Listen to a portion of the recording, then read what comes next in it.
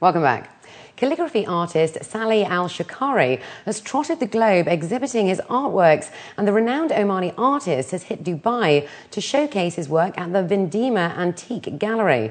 Reporter Zanafa Fatima took a closer look. Fascinated by the flowing style of Arabic typography, Saleh Al-Shakari has been motivated by the desire to further explore the visual language of this art form. His works have an expression of all the 28 Arabic letters, which are used in a unique manner to show the value and shape of the individual characters. The calligraphy in this exhibition is used as not as a readable text, let's say, or something that you need to understand or come out with anything that has to be translated to anybody. And this is the beauty of the way it's been used, because the artist here is actually concentrating on the form of the letters and the different formations that can be done with the Arabic alphabets and the different types of calligraphy. Based on sort of 30 seconds of quickly scanning all the works, one of the things that interested me was the fact that clearly what we have here is someone who is playing with contemporary ideas, but clearly also referencing traditional theories to do with form and colour at the same time. Having an understanding of the various techniques of calligraphy, Shukeri has focused his attention on the Ruqa and Nasik forms. The purpose of his artworks was not to be read in the classical sense, but to be viewed as an abstraction, giving the viewer the freedom to relate to his artwork in their own way. Actually, I didn't know the meaning of the calligraphy. I like only because of the composition, because of the color, because of the harmony of the things. And for me, it was a great idea that he's using also different kind of technique, the brush stroke, the prints, the spray, and very, very contemporary idea to approach the calligraphy. His mediums of choice include glass, paint, and sand from all over the world, creating a dynamic set of artworks that literally seem to fall off the canvas. His exhibition takes place at the Aspen Kempinski Hotel in the Mall of Emirates until the February 10th. Zanafa Fatima, 7 National News. The second Abu Dhabi Innovation Forum will be bringing a distinguished lineup of regional and global innovators to share knowledge and expertise to the capital, and at the same time examine ways to further strengthen the country as a regional centre for innovation and entrepreneurship. Later in the week, Linda Berenger spoke with James Graham, General Manager at AIM Events, to further discuss the concept of innovation within organisations in the UAE.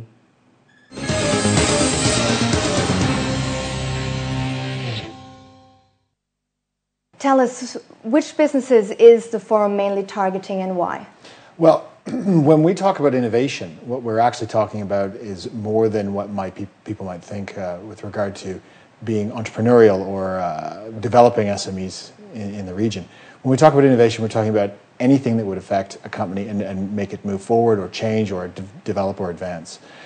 So when the people we're targeting are kind of anyone in any business, that could be government-related entities, it could be straight government entities, or small businesses that people are involved in. So what innovative and practical tools do you recommend people to apply in these difficult economic times? Well, it thankfully seems like things are a little bit less difficult in business these days. But what we're talking about in terms of our content are bringing in some of the world's best, either people who are experienced innovators or who lecture on innovation within businesses. And then we match them up with people who are actually doing that in the UAE or in the region right now.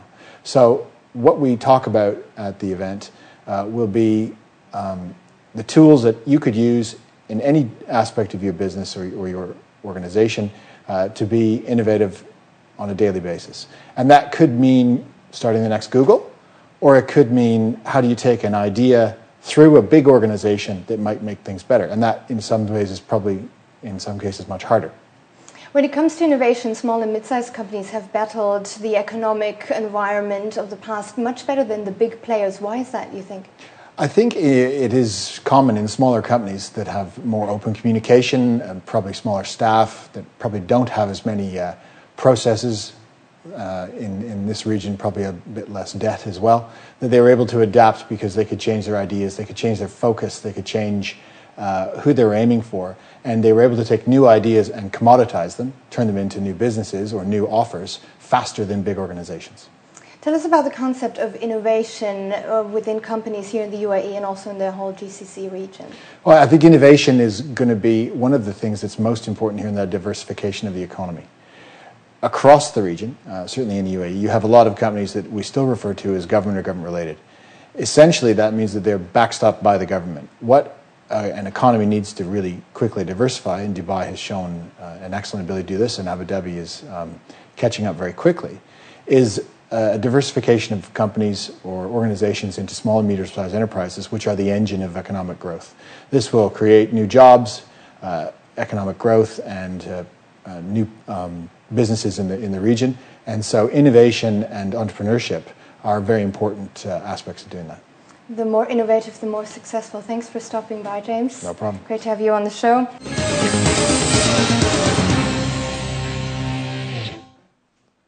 And runners from all over the country gathered yesterday in Dubai for the Standard Chartered Dubai Marathon. Harry Tregonning went along to the ever-popular event.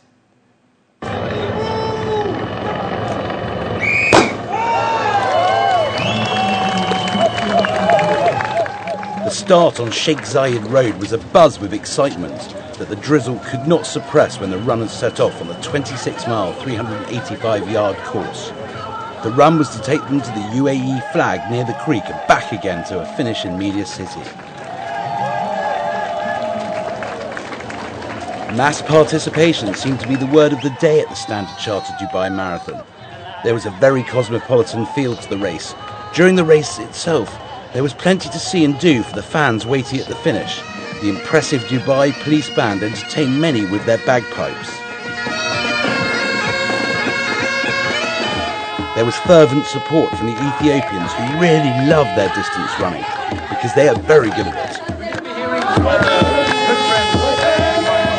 Despite a mid-race burst by the pre-race favourite Kip Tanui, it was the Kenyan David Baramasai who triumphed in a world-class field to win the marathon. The 23-year-old remains undefeated at the classic distance, having crossed the line in 2 hours, 7 minutes and 18 seconds to land a cheque for $250,000. The biggest in distance running. He won by just under a minute from runner-up and fellow Kenyan Evans Cheriot. The third home for the second year running was the Ethiopian Eshetu Wendemu. Kip Tanui pulled out in the later stages though. In the women's marathon, the Ethiopian Asafalek Medessa gave herself an early birthday present of a cool $250,000 by winning in a time of 2 hours, 22 minutes and 45 seconds. Just 3 seconds outside the course record. Medessa, who turns 26 tomorrow, won by 16 seconds from Lydia Cheremai of Kenya, with Sweden's Isabella Andersson in third. They were all presented with their prizes by Sheikh Mansour bin Mohammed Al Maktoum. Once again, well done to the top three in today's men's Standard Chartered Dubai Marathon. At the press conference, they spoke of their races and how they won their respective race. The good news is that they are coming back to defend their titles next year, and that was seen as a triumph by all the race organisers, but it'll be interesting to see how Baramasai will fare against Haile Gebrselassie, who's on the comeback trail. We caught up with the sponsors. Great day. I think the gods have been great, the weather has been fantastic, and people are having fun. You can hear the noise in the background. There were 10 kilometres and 3 kilometre races also taking place alongside the main race, and there was a very good spirit amongst all the participants. For the UAE, it was a historic day in the women's 10 kilometres, with 2 national team athletes completing a memorable 1-2 finish. Betty Hen Belena Dislan was first home in 33 minutes and 7 seconds. The Standard Chartered Dubai Marathon was a great success. It's been a great day with the winners posting amazing times and fantastic performances by everybody else taking part in this wonderful event. Harry Tregonning, 7 National News. The UAE is experiencing light cloud cover, which has moved in from westerly winds. Forecasters have said that this drop in temperature is normal for this time of year, and scattered showers are expected to continue throughout Sunday. With that, let's take a look at the local and international weather for tomorrow.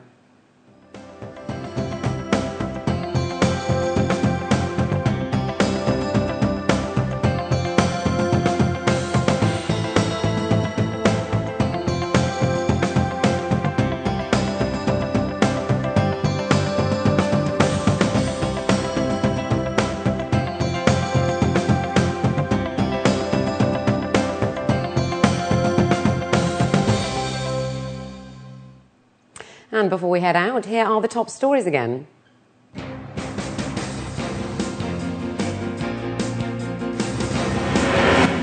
The Dubai Shopping Festival begins. Abu Dhabi municipality cracking down on worker accommodation. And diabetes patients to reach nearly 52 million in MENA region over the next 20 years.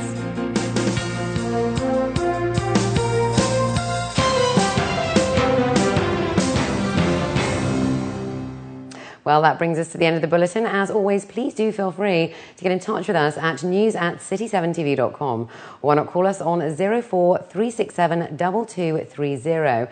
And please do join our Facebook page. From the entire news team, it's goodbye for now.